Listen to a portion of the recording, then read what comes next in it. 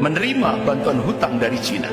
Belum lagi apa yang disampaikan oleh Wakil Perdana Menteri Cina Liu Yangdong hari Rabu 27 Mei 2015 di Auditorium Visip Universitas Indonesia. Konsekuensi Indonesia mendapatkan bantuan hutang dari Cina tahap pertama 647 triliun, itu konsekuensinya 10 juta rakyat Cina daratan wajib masuk ke Indonesia, target 2020. Sementara Duta Besar Cina untuk Indonesia itu menyampaikan di depan wartawan, jadi beliau menyampaikan per tahun rakyat Cina daratan yang masuk ke Indonesia itu 2 juta per tahunnya. 2020 genap 10 juta. Dan itu mereka memang di permukaan ngakunya buruk, tapi itu mayoritas tentara merah. Bahkan pemerintah menyiapkan 19 bandara untuk menyambut 10 juta rakyat Cina daratan itu. Inilah konsekuensinya.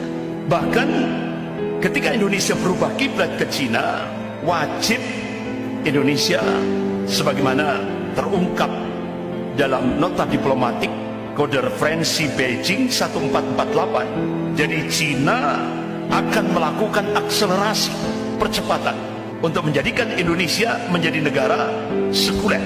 Nah, apakah sudah dilaksanakan? Sudah. Ketika pemerintah mengangkat Kepala Badan Pembinaan Ideologi Pancasila Profesor Yudian Wahyudi, langsung di publik menegaskan agama musuh terbesar Pancasila. Logikanya sekarang agama itu musuh terbesar negara.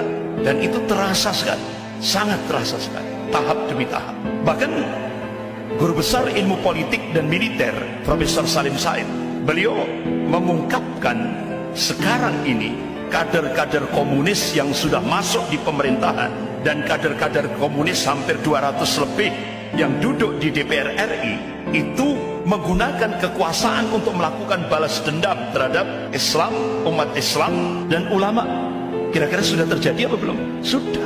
Jadi Kongres Partai Komunis Cina tahun 1986 itu menjadikan Indonesia menjadi bahan kajian. Hasil daripada Kongres Partai Komunis Cina tahun 86 itu menyebutkan ada 3 hambatan Cina untuk melakukan penetrasi ke Indonesia. Pertama, regulasi dan doktrin anti komunis, TAP MPRS nomor 25 tahun 66, Undang-Undang nomor 27 tahun 99. Ini sudah dijebol lewat RUU HIP. Poin kedua, positioning Pancasila sebagai musuh komunis juga dijebol lewat RUU HIP. Puncaknya disahkan Undang-Undang Omnibus Law, jebol sudah kedua-duanya. Makanya setelah RUU HIP dimunculkan, Undang-Undang Omnibus Law disahkan, siapa yang terbang ke Cina?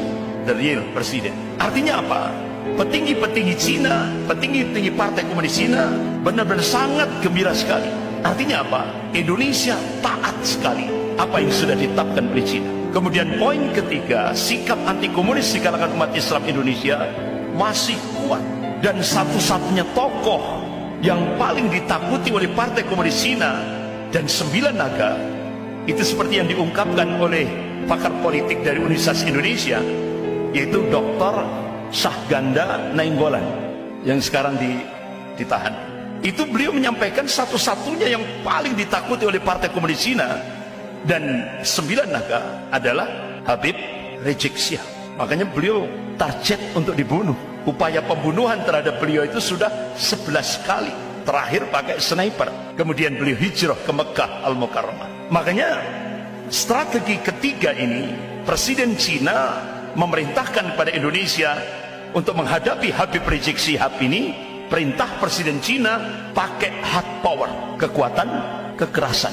Itu perintah Presiden Cina Xi Jinping, bukan rahasia lagi. Sudah banyak tokoh-tokoh yang tahu. Kemudian strategi kedua untuk poin ketiga ini, yaitu pakai strategi divide et impera, adu domba antar ormas-ormas Islam, adu domba antar sesama Muslim dengan biaya 20 triliun. DP-nya 1,5 triliun, dan itu sudah diterima.